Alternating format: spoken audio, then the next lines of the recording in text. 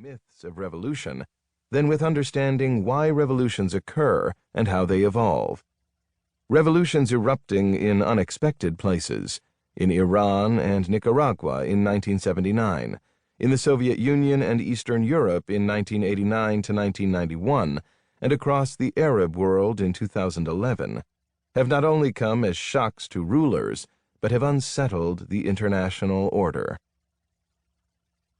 This book seeks to answer the questions of why revolutions occur and why they surprise us, how they have developed over the course of history, and where they have shaped national and global politics.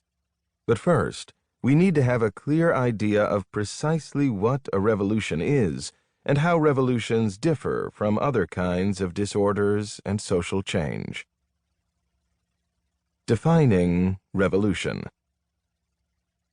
Throughout history, people have suffered from misfortune and oppression. Most of the time, people respond with fortitude and resignation, or prayer and hope. Those who suffer usually see the forces in power as too great to change, and view themselves as too isolated and weak to be agents of change. Even when people do rebel against authorities, most such acts remain isolated and are easily put down. Revolutions are thus rare, much rarer than the instances of oppression and injustice.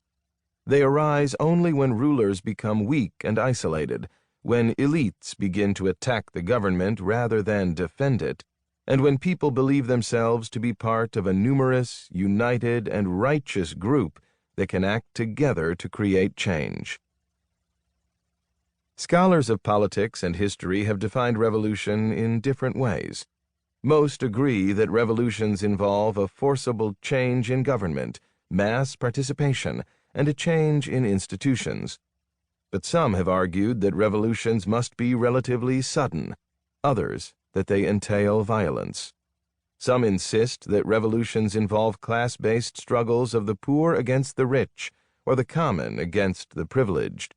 Yet in fact, revolutions are diverse in these respects. In the Chinese Communist Revolution, Mao Zedong spent more than 20 years in the countryside mobilizing the peasantry and fighting the nationalist regime before taking power. Most of the recent color revolutions, such as the People Power Revolution in the Philippines and the Orange Revolution in the Ukraine, were rapid, unfolding in weeks, yet they remained non-violent. And many anti-colonial revolutions, such as the American Revolution, pitted members of all classes against the colonial power and produced little or no redistribution of wealth or social status. For much of the 20th century, social scientists were reluctant to deal with the subjective side of revolution. These structuralists preferred to focus on the more easily observed features of conflict and institutional change. Yet in recent years, students of revolution have come to realize how critical the ideologies and narratives of social justice are to revolutionary mobilization and revolutionary outcomes. The pursuit of social justice is inseparable from how people define their revolutionary identities and frame their actions. We can therefore best define revolution in terms of both observed mass mobilization and institutional change, and a driving ideology carrying a vision of social justice. Revolution is the forcible overthrow of a government through mass mobilization, whether military or civilian or both, in the name of social justice, to create new political institutions. What revolutions are not? A key difficulty in defining revolutions is separating them from similar, more common disruptive events, particularly since such events almost always occur as part of revolutions. These component events include peasant revolts, grain riots, strikes, social and reform movements, coups d'etat, and civil wars.